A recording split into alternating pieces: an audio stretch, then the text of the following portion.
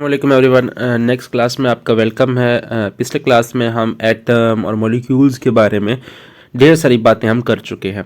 अब टाइम आ गया है कि हम आयंस के हवाले से बातें करें और आपको बताएं कि आयंस क्या होते हैं। ठीक है, आयंस के बारे में आपने क्लास 9th में बहुत सारी चीज़ें पढ़ रखी हैं। यानी आयंस जो होते हैं, कोई एटम है या कोई ग्रुप ऑफ एटम है जो जाकर के इलेक्ट्रॉन को गेन करता है या इलेक्ट्रॉन को लूज़ करता है, तो उस पर कोई चार्ज आ जाता है तो वो आयन बन जाता है। ठीक है ना, तो ये बातें आप जानते हो, ये जनरल, बहुत जनरल सी बातें हैं। ठीक है, तो ये बात मैं इधर लिख भी देता हूँ कि आयंस आर दोज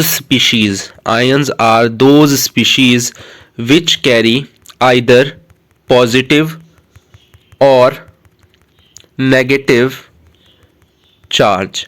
कोई भी ऐसी स्पीशी जिस पर कोई चार्ज हो, या तो पॉजिटिव हो या नेगेटिव हो, तो वो क्या है? आयन है। Ions are those species which carry either positive or negative charge. ठीक है, ये आयन का डेफिनेशन है।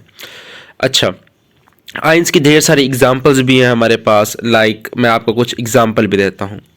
मैंने आपको बताया कोई एटम हो सकता है या कोई ग्रुप ऑफ एटम हो सकता है जिस पर कोई चार्ज हो। फॉर एग्जांपल, एटम अगर देखा जाए तो Na पॉजिटिव, इससे बढ़िया एग्जांपल कोई है नहीं। Na पॉजिटिव, ये क्या है? आयन है। क्या है? आयन है। इस पर एक चार्ज है। एटम है, उस पर एक चार्ज है। सिमिलरली Cl माइनस, एक एटम है, उस पर एक चार्ज है। सिमिलरली CO3 2 माइनस, एक ग्रुप ऑफ एटम है। कार्बन भी दिखाई पड़ रहा है, ऑक्सीजन भी दिखाई पड़ रहा है, और साथ ऑक्सीजन के तीन एटम्स हैं। कार्बन है एक, 3 ऑक्सीजन के एटम है, और उस पर 2 यूनिट का नेगेटिव चार्ज भी है। तो ये क्या है? आयन है। सिमिलरली मेरे पास NH4 पॉजिटिव है, नाइट्रोजन भी है, 4 हाइड्रोजन है, और सिमिलरली एक पॉजिटिव चार्ज भी है। तो ये भी एक आयन है हमारे पास। समझ गए बात को? अच्छा, एक और बात मैं आपको बताना चाहूँगा कि आयंस जो है हमारे पास, आयंस की कुछ टाइप्स होती हैं। ठीक है, 2 तरह की टाइप्स है, या आप देख सकते हो पॉजिटिव चार्ज है जिस पर, और एक है जिस पर नेगेटिव चार्ज है। ठीक है, बेसिकली आयंस की क्लासिफिकेशन होती है। कुछ आयंस ऐसे होते हैं जो ग्रुप ऑफ एटम्स पर मुश्तमिल होते हैं, जैसे ये दो आप देख सकते हो कि they are the ions consisting of group of atoms, और ये दो जो है these are the ions consisting of a single atom. तो ये आयंस की क्लासिफिकेशन भी है। लेकिन आयंस की जो टाइप्स है वो 2 तरह की ही होती हैं। या तो उस पर पॉजिटिव चार्ज हो सकता है, या फिर नेगेटिव चार्ज हो सकता है। ठीक है, तो आयंस की जो टाइप्स हैं, टाइप्स ऑफ आयंस, आयंस जो है 2 तरह के हो सकते हैं। या वो कैटायन होगा या वो एनायन होगा, या वो कैटायन होगा या वो एनायन होगा। कैटायन है तो उस पर पॉजिटिव चार्ज है, कैटायन है तो उस पर पॉजिटिव चार्ज है, एनायन है तो उस पर नेगेटिव चार्ज है। ठीक है, अच्छा, ये कैटायन और एनायन, कैटायन पर पॉजिटिव चार्ज, एनायन पर नेगेटिव चार्ज, ये आमतौर पर बच्चों को बात याद रहती है। अगर याद नहीं भी रहती तो मैं आपको बता देता हूँ। कैटायन का मतलब कट, कैटायन का मतलब कट, यानी कैटायन और सी, और कट भी सी से होता है। ठीक है, कैटायन से आपको वर्ड याद आएगा कट। कट का मतलब इलेक्ट्रॉन को काटना, यानी इलेक्ट्रॉन को निकालना। जब इलेक्ट्रॉन निकल गया तो पॉजिटिव चार्ज आया, तो क्या बन गया? कैटायन बन गया। ठीक है, ये एक निमोनिक है, ये आप याद रख सकते हो इस तरीके से। अच्छा, कैटायन को कैटायन कहते क्यों है, ये जो है हम इलेक्ट्रोकेमिस्ट्री में इसको डिटेल से पढ़ेंगे। लेकिन मैं भी आपको बता दूं, जब इलेक्ट्रोलिसिस होती है तो कैटायन जो है, पॉजिटिव आयंस बेसिकली वो कैथोड की तरफ मूव करते हैं। पॉजिटिव आयंस कैथोड की तरफ मूव करते हैं, जो बैटरी का नेगेटिव टर्मिनल होता है। इसीलिए हम इनको कैथोड पर जाने की वजह से इनको हम कैटायंस कहते हैं। ठीक है, सिमिलरली जो एनायंस है, ठीक है, इन पर नेगेटिव चार्ज होता है। ये आपके जो इलेक्ट्रोड होता है, पॉजिटिव इलेक्ट्रोड जिसे एनोड बोलते हैं, उसकी तरफ मूव करते हैं, तो इसीलिए हम इनको एनायंस कहते हैं। ठीक है, ये बेसिकली बस एक जो है ना, एक ऐसी लॉजिक है जो हमने खुद बना ली है। ठीक है, अच्छा, आगे चलते हैं हम। टाइप्स ऑफ आयंस के बारे में मैंने आपको बताया कि आयंस जो है वो 2 तरह के होते हैं। आयंस 2 तरह के होते हैं, या तो कैटायन हो सकते हैं या वो एनायन हो सकते हैं। कैटायन पर पॉजिटिव चार्ज होता है, एनायन पर नेगेटिव चार्ज होता है। कैटायन पर पॉजिटिव चार्ज होता है और एनायन पर नेगेटिव चार्ज होता है। अच्छा, अगर कैटायन एनायन की एग्जांपल देखी जाए तो कैटायंस जो है ना, most of the metal atoms जो है वो कैटायन बनाते हैं। कैटायन जो है वो आपके मेटल एटम्स बनाते हैं।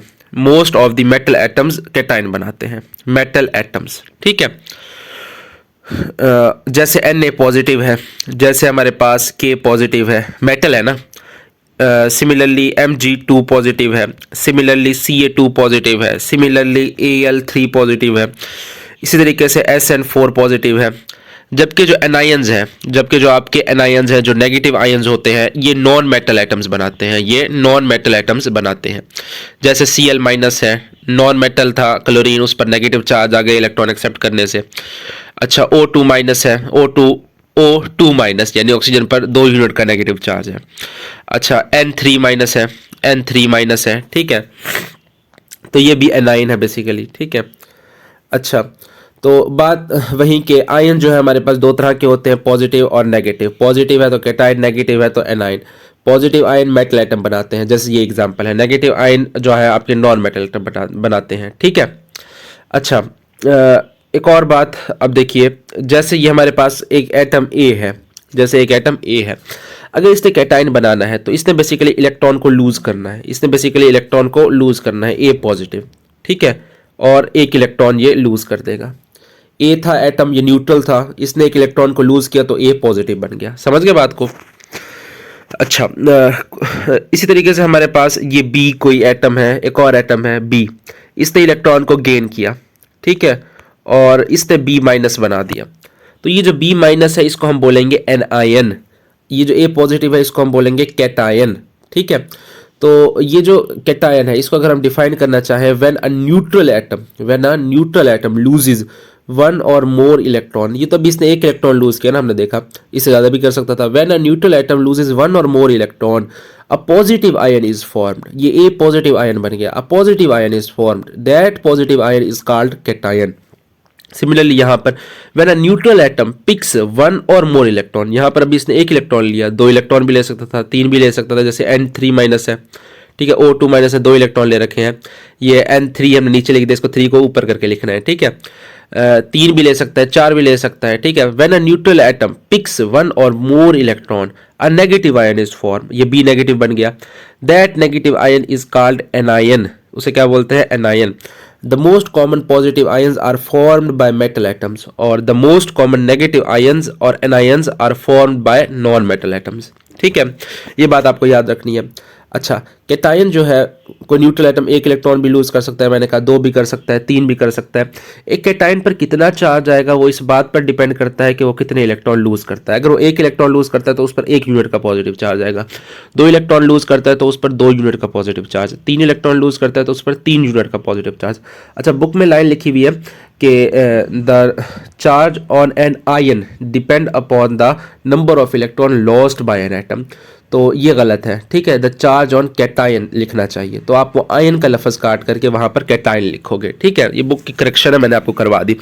अच्छा, बाय नेम शॉर्ट क्वेश्चन आपसे पूछेगा बोर्ड में, differentiate between cation and A9, या पूछेगा what is cation, what is A9, ठीक है। तो इकट्ठा भी पूछ सकता है, अलग अलग भी पूछ सकता है। तो अब देखिए कुछ और एग्जांपल्स। Na अगर 1 इलेक्ट्रॉन लूज करता है, Na पॉजिटिव बनाता है तो इस पर 1 यूनिट का पॉजिटिव चार्ज आता है। सिमिलरली पोटेशियम, ये भी 1 इलेक्ट्रॉन लूज करके K पॉजिटिव बनाता है, ठीक है। इसी तरीके से मेरे पास Mg, ये 2 इलेक्ट्रॉन लूज करता है, इस पर 2 यूनिट का पॉजिटिव चार्ज आता है, देख सकते हैं आप। इसी तरीके से Ca है, ये Ca2 पॉजिटिव बन गया 2 इलेक्ट्रॉन लूज करके। इसी तरीके से मेरे पास Sn है, ये 4 इलेक्ट्रॉन भी लूज कर सकता है, 2 इलेक्ट्रॉन करता है यूजुअली, लेकिन 4 भी कर सकता है, 4 इलेक्ट्रॉन लूज कर दे। इसी तरीके से आयरन है या एल्यूमिनियम है, ये 3 इलेक्ट्रॉन लूज कर देते हैं अपने जनरली, प्लस 3 इलेक्ट्रॉन, ठीक है। तो ये आप देख सकते हो, इन पर डिफरेंट चार्जेस आ जाते हैं आयंस पर। अच्छा, आप ये बात याद रखिए, जब भी आपको इलेक्ट्रॉन निकालना है एटम में से, क्योंकि एटम में न्यूक्लियस है और न्यूक्लियस जो है वो इलेक्ट्रॉन्स को पकड़ करके बैठा है, तो हमें इलेक्ट्रॉन्स को न्यूक्लियस से छुड़ाना है, तो छुड़ाने के लिए हमें एनर्जी देनी है। तो जब भी आप एटम में से इलेक्ट्रॉन को निकालेंगे या न्यूक्लियस के इन्फ्लुएंस से उसे छुड़ाने की कोशिश करेंगे तो आपको एनर्जी देनी पड़ेगी, और एक ऐसा प्रोसेस जिसमें आप एनर्जी दें तो वो एंडोथर्मिक प्रोसेस होता है। एंडो, ENDO, एंडोथर्मिक यानी हीट एब्जॉर्बिंग प्रोसेस होता है, ठीक है। जबकि जो एनायन है, आप जब इसको इलेक्ट्रॉन देते हैं, किसी एटम को इलेक्ट्रॉन देते हैं एनायन बनाने के लिए, इलेक्ट्रॉन जैसे उसके करीब जाता है तो न्यूक्लियस उसे अट्रैक्ट करता है, ठीक है। जहाँ पर अट्रैक्शन होती है वहाँ पर एनर्जी रिलीज होती है, तो जब आयन बनता है तो वहां पर एनर्जी रिलीज होती है, ठीक है। ये बात है। अभी आप ये बात समझें, इसमें एक छोटी सी एक और लॉजिक भी है, वो भी मैं अभी डिस्कस करता हूँ आपसे, ठीक है। तो यहाँ पर मैंने आपको बताया कि जो कैटाइन है, कैटाइन की जो फॉर्मेशन है, कैटाइन की जो फॉर्मेशन है ये एंडोथर्मिक प्रोसेस है। कैसा है? एंडोथर्मिक, यानी हीट एब्जॉर्बिंग प्रोसेस है। लाइक Na है, सोडियम। अगर आप चाहते हैं कि सोडियम एक इलेक्ट्रॉन लूज कर दे तो आपको इसे एनर्जी देनी पड़ेगी। कितनी एनर्जी, ये वैल्यू आप याद रखेंगे, ठीक है, और एग्जांपल देंगे। बुक में आगे लिखी हुई है, आप इसको यहाँ पर भी नोट करेंगे, ठीक है। Delta H is equal to plus 496 kilo joule per mole, ठीक है। तो इतनी एनर्जी आपको इसको देनी पड़ेगी, प्लस 496 किलो जाउल पर मोल। एक मोल सोडियम है अगर, तो उसमें से एक मोल इलेक्ट्रॉन निकालने के लिए आपको 496 किलो जाउल एनर्जी देनी पड़ेगी। अच्छा, इसीलिए सिमिलरली अगर पोटेशियम का है तो उसके लिए अपनी वैल्यू है, आई थिंक 416 है उसकी वैल्यू। तो हर एटम की अलग अलग वैल्यू होती है। ये जो वैल्यू है कि एक मोल में से कितनी एनर्जी चाहिए एक मोल इलेक्ट्रॉन निकालने के लिए, ये आपकी आयोनाइजेशन एनर्जी होती है, ठीक है, आयोनाइजेशन एनर्जी। ये तो मैंने बहुत बस एक जनरल सी डेफिनेशन दे दी। एग्जैक्ट डेफिनेशन जो है आयोनाइजेशन एनर्जी का वो फिर हम आपको आगे चल के पढ़ाएंगे अच्छे से, ठीक है। बहरहाल इतना जान लो कि ये वैल्यू जो है ये आयोनाइजेशन एनर्जी कहलाती है, यानी इलेक्ट्रॉन निकालने के लिए जितना एनर्जी लगा हमारे पास। अच्छा, जो एनायन है, एनायन की जो फॉर्मेशन है वो मैंने कहा कि एक्सोथर्मिक प्रोसेस है, ठीक है। लेकिन यूनी नेगेटिव आयन की फॉर्मेशन एक्सोथर्मिक प्रोसेस है, ठीक है। ये बात मैं समझाता हूँ। यूनी नेगेटिव आयन की फॉर्मेशन एक्सोथर्मिक प्रोसेस है। जैसे मतलब क्या है इसका, देखिए पहले समझ लो। अगर हम कोई यूनी नेगेटिव आयन बनाते हैं, यानी एक ऐसा एनायन जिस पर नेगेटिव चार्ज है, एक ऐसा एनायन जिस पर एक यूनिट का नेगेटिव चार्ज है, यूनी का मतलब एक, ठीक है। जैसे फॉर एग्जांपल ये ऑक्सीजन है, इसमें मैं एक इलेक्ट्रॉन ऐड करता हूँ, इसमें मैं एक इलेक्ट्रॉन ऐड करता हूँ, तो ये मेरे पास बन जाता है O-, और यहाँ पर एनर्जी रिलीज होती है, जाहिर सी बात है। कितनी एनर्जी रिलीज होती है? -141 किलो जाउल पर मोल। अच्छा, ये वैल्यू ना बुक में आगे चल के लिखी हुई भी है और कहीं पे शायद आपको ना भी मिले, तो ये वैल्यू आप नोट कर लेंगे। अच्छा, एक इंपॉर्टेंट शॉर्ट क्वेश्चन है, उसका मैं आंसर आपको अब करवा रहा हूँ। ये आपने मेरी अब बातें ध्यान से सुननी है। ये शॉर्ट क्वेश्चन ऐसा है कि फर्स्ट ईयर में भी बार बार आता है और सेकंड ईयर के एग्जाम्स में भी बार बार आता है, ठीक है ना। तो ये आपने अभी से क्लियर हो जाएगा ना आपको, तो फर्स्ट ईयर में भी काम आएगा, सेकंड ईयर में भी काम आएगा आपके, ठीक है। तो मैंने आपको बताया कि यूनी नेगेटिव एनायन की फॉर्मेशन एक्सोथर्मिक प्रोसेस है। जैसे O+1 electron will give us O-, तो हमें एनर्जी रिलीज हुई -141 किलो जाउल पर मोल, ठीक है। अच्छा, लेकिन अगर हम चाहते हैं कि इस कोई डाई नेगेटिव एनायन बनाए, अगर हम चाहते हैं कि कोई ऐसा एनायन बनाए जो डाई नेगेटिव हो या ट्राई नेगेटिव हो या टेट्रा नेगेटिव हो, ठीक है, या सो ऑन, ठीक है, तो उसकी जो फॉर्मेशन है, सो ऑन नेगेटिव चार्ज अगर हम उसे दें, तो उसकी जो फॉर्मेशन है वो एंडोथर्मिक होगी। कैसी होगी? एंडोथर्मिक। देखिए, जब हम किसी एटम में एक इलेक्ट्रॉन इंट्रोड्यूस करते हैं तो एनर्जी रिलीज होती है, लेकिन जब दूसरा इलेक्ट्रॉन या तीसरा इलेक्ट्रॉन या चौथा इलेक्ट्रॉन इंट्रोड्यूस करते हैं तो एनर्जी रिलीज नहीं होती, हमें अपने पल्ले से एनर्जी उसे देनी पड़ती है। क्यों देनी पड़ती है? देखो, ये O- है, ठीक है, और यहाँ पर ये इलेक्ट्रॉन है, O- नेगेटिव चार्ज है, इलेक्ट्रॉन पर माइनस चार्ज है। अक्ल कहती है जब दो नेगेटिव चार्ज स्पीशीज करीब आएंगे तो रिपल्शन होगी। क्या होगी? रिपल्शन होगी। ये electron, this electron is repelled by already present negative charge on the oxygen atom. तो ये लाइन आप लिखोगे, the incoming electron is repelled by already present negative charge on that uni negative anion. ये line आप लिख लो, the incoming electron, the second incoming electron is repelled by already present negative charge on a uni negative anion।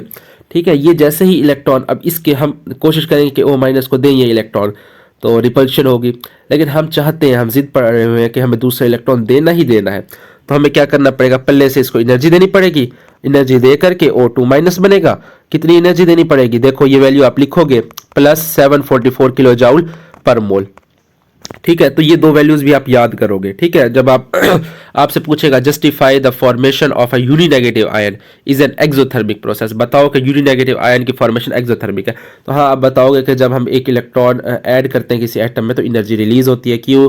Nucleus attraction होती है electron की, तो इस वजह से एनर्जी रिलीज होती है, ठीक है। अपनी वर्डिंग में लिखोगे कंसेप्चुअली।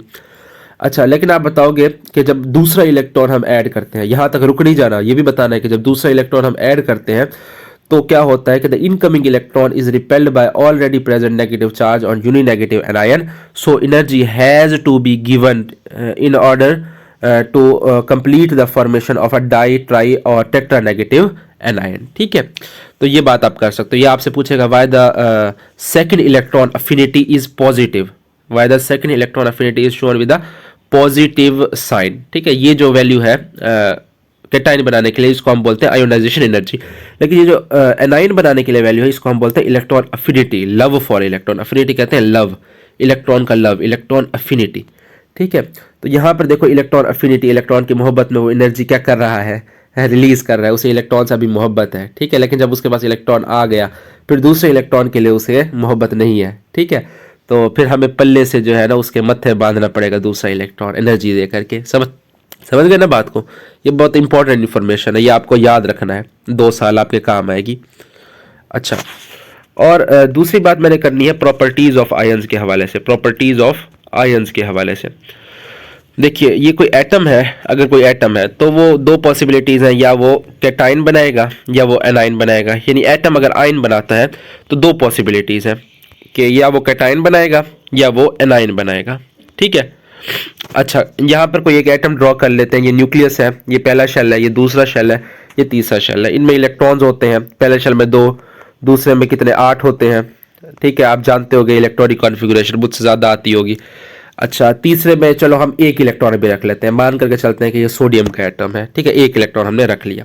अच्छा, अगर हम चाहते हैं कि वैलेंस शेल से 1 इलेक्ट्रॉन को रिमूव कर दें, वैलेंस शेल से 1 इलेक्ट्रॉन को रिमूव कर दें। अच्छा, मैं प्रॉपर्टीज ऑफ आयन में बेसिकली आपको बताना क्या चाहता हूँ, मैं बताना ये चाहता हूँ कि अगर कोई आयन बनता है ना तो वो एटम से बनता है। आयन जब बनता है ना तो वो एटम से बनता है। तो आयन की जो प्रॉपर्टीज हैं वो एटम जैसी नहीं होती, एटम से डिफरेंट हो जाती हैं। जैसे फॉर एग्जांपल उसका साइज चेंज हो जाता है। ठीक है, जब कोई एटम आयन बनाता है तो उसका साइज चेंज हो सकता है। 2 पॉसिबिलिटीज है, या बढ़ सकता है या घट सकता है। कैटाइन बनाएगा तो घट जाएगा, कट हो जाएगा। ठीक है, एनाइन बनाएगा तो बढ़ जाएगा। ये बात आप याद रख सकते हो। कैटाइन बनाएगा तो साइज घट जाएगा, एनाइन बनाएगा तो साइज बढ़ जाएगा। कैटाइन यानी कट, साइज घट जाएगा। जब कैटाइन बनता है तो साइज घट क्यों जाता है? देखो, ये फॉर एग्जांपल इसने ये इलेक्ट्रॉन लूज कर दिया, सोडियम का एटम है, उसने ये इलेक्ट्रॉन लूज कर दिया वैलेंस शेल वाला। अब उसके पास देखो क्या सूरत हाल है, उसके पास 2 शेल बच गए। ठीक है, पहले उसके पास 3 शेल थे, अब उसके पास 2 शेल बच गए, एक ये वाला और एक ये वाला, तीसरा शेल चला गया। अब शेल के जाने की वजह से साइज छोटा हो गया, शेल के जाने की वजह से साइज क्या हो गया, छोटा हो गया। और इसके पास कितने इलेक्ट्रॉन बच गए? 10 इलेक्ट्रॉन। पहले 11 थे, अब 10।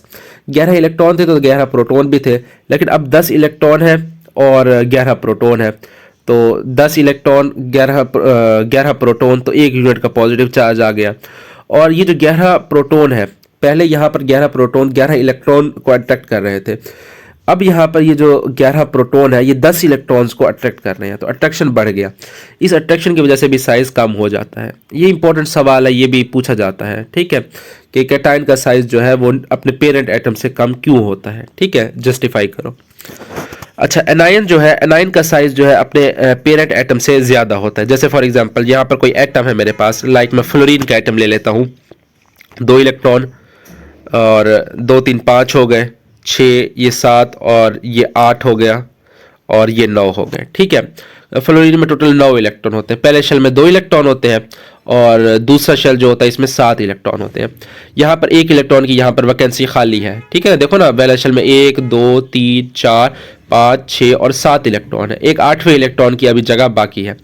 अगर हम इसको चाहें कि 8वां इलेक्ट्रॉन हम दे दें, 8वां इलेक्ट्रॉन हम दे दें, तो इसका साइज थोड़ा बड़ा हो जाएगा। 8वां इलेक्ट्रॉन लेकर के ये थोड़ा चौधरी बन जाएगा, थोड़ा चौड़े में आ जाएगा। ठीक है, इसने 8 इलेक्ट्रॉन ले लिए, यानी एक 8वां इलेक्ट्रॉन भी बाहर से ले लिया। अब देखो फ्लोरीन के न्यूक्लियस में, न्यूट्रल फ्लोरीन जब था उसके न्यूक्लियस में 9 प्रोटॉन थे और वैलेंस में यानी टोटल जो थे उसके 9 इलेक्ट्रॉन भी थे। 9 प्रोटॉन थे तो 9 इलेक्ट्रॉन भी थे, यानी न्यूट्रल था। ठीक है, और 9 प्रोटॉन 9 इलेक्ट्रॉन्स को अट्रैक्ट कर रहे थे। यहाँ पर देखो अब उसके पास कितने इलेक्ट्रॉन हो गए? 10। 2 पहले शेल में, 8 दूसरे शेल में, लेकिन प्रोटॉन जो है वो वही 9 के 9 है। तो जो अट्रैक्शन है वो कम हो गई, अट्रैक्शन जो है वो कम हो गई, इसलिए साइज क्या है, बढ़ गया। ठीक है, समझ गए? तो कहने का मकसद ये कि जो आयन है उसकी जो प्रॉपर्टीज होती है वो अपने पेरेंट एटम से, जिस एटम से वो बनता है उससे डिफरेंट होती है। ठीक है, और ये रियलिटी भी है, एक्सपेरिमेंटली प्रूफ है। जब सोडियम का एटम सोडियम कैटाइन बनाता है यानी पॉजिटिव आयन बनाता है, ये जो सोडियम का एटम है इसका जो साइज होता है वो 186 पिकोमीटर होता है, 186 पिकोमीटर। लेकिन जब वो कैटाइन बना लेता है तो उसका जो साइज है वो 95 पिकोमीटर रह जाता है कम होकर के। इसी तरीके से जो फ्लोरीड है, फ्लोरीड जब न्यूट्रल होता है तो इसका साइज होता है 64, कितना होता है 64। तो लेकिन जब ये फ्लोराइड एक इलेक्ट्रॉन ले लेता है तो इसका साइज 136 पिकोमीटर हो जाता है, ठीक है, 136 पिकोमीटर हो जाता है। तो साइज बढ़ भी सकता है घट भी सकता है, कैटाइन के केस में घट जाता है, एनाइन के साइज में बढ़ जाता है।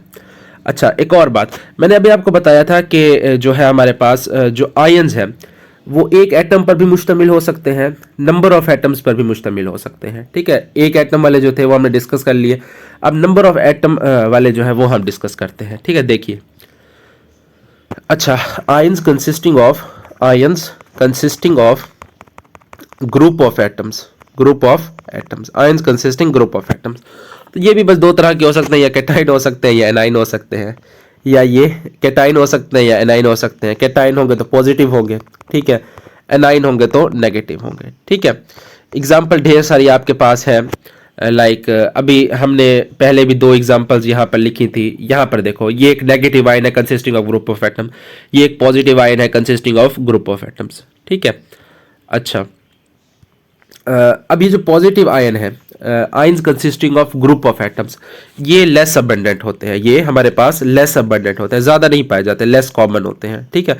लेकिन ions consisting of negative charge, ठीक है, ions with group of atoms having negative charge are more abundant या आर मोर कॉमन। ये ऑब्जर्वेशन की बात है सिर्फ, ठीक है, ये आपको याद रखनी है। जैसे फॉर एग्जांपल, मिसाल के तौर पर CO3 2 माइनस है, SO4 2 माइनस है, इसी तरीके से अपने पास OH माइनस है, इसी तरीके से MnO4 माइनस है, इसी तरीके से Cr2O7 2 माइनस है। तो ये आप देख सकते हो ions consisting of group of atom with negative charge. इनकी काफ़ी सारी एग्जांपल होते हैं, ये कार्बोनेट है, ये सल्फेट है, ये अपने पास जो है हाइड्रोक्साइड है, ये परमैंगनेट है, ये अपने पास डाइक्रोमेट आयन है। तो ये ढेर सारी इनकी हमारे पास एग्जांपल्स हैं, ठीक है। लेकिन ions with consisting of group of atoms with positive charge, they are less common, ये बहुत जो है मुश्किल से हमें मिलते हैं। लेकिन फिर भी हम इसकी ढेर सारी एग्जांपल्स जो है, आपकी बुक में भी सिर्फ 2 एग्जांपल लिखी हुई है, लेकिन मैं अपने तौर पर जो है इसकी काफ़ी सारी एग्जांपल्स लेकर के आया हूँ जो आपको मैं बताऊंगा, ठीक है। देखिए, लाइक अपने पास NH4 पॉजिटिव है, ये आपकी बुक में लिखा हुआ है, इसे बोलते हैं अमोनियम आयन। इसी के साथ phosphonium ion PH4 positive, phosphonium ion इसको बोलते हैं, PH4 पॉजिटिव। इसी तरीके से ROH2 पॉजिटिव, ये है oxonium ion of alcohol, oxonium ion of alcohol, ये सेकंड ईयर में हम पढ़ेंगे, ठीक है, ऑक्सोनियम आयन ऑफ अल्कोहल। ये भी ion consisting of group of atom with positive charge है, ठीक है। इसी तरीके से कार्बोकैटाइंस होते हैं कुछ, ठीक है, कार्बोकैटाइन का हवाला आपकी बुक में है। कार्बोकैटाइंस क्या होते हैं? कोई ऑर्गेनिक कंपाउंड जिसमें कार्बन पर पॉजिटिव चार्ज हो। जैसे हमारे पास ये है, देखो, CH पॉजिटिव, बेसिकली ये मीथेन था पहले, या जो है हम कह सकते हैं कोई और था, यहाँ पर कोई एटम लगा हुआ था कार्बन के साथ, ठीक है। कार्बन की वैलेंसी आप जानते हो 4 है, तो अब देख सकते हो यहाँ पर कार्बन की वैलेंसी घट करके 3 रह गई, ठीक है। तो वो जो चौथा एटम लगा हुआ था वो इलेक्ट्रॉन लेकर के भाग गया, तो कार्बन को क्या दे गया? पॉजिटिव चार्ज दे गया, यानी दाग दे गया, ठीक है। तो ये क्या है? कार्बोकैटाइन है बेसिकली, ठीक है, कार्बोकैटाइन। इसी तरीके से कार्बेनाइन भी होते हैं, ठीक है, वो उसमें आ जाते हैं कि ions consisting of group of atom with negative charge. आप देख सकते हो ना, कार्बोकैटाइन, कार्बन से कैटाइन, ठीक है। कार्ब एनाइन भी होते हैं, ठीक है, वो ion consisting of group of atom with negative charge होते हैं। तो that was all about ions. अगले क्लास में हम बात करेंगे मॉलिक्यूलर आयंस के हवाले से, ठीक है। So wish you all the best, फिर मिलते हैं अगले क्लास में। अल्लाह हाफिज़।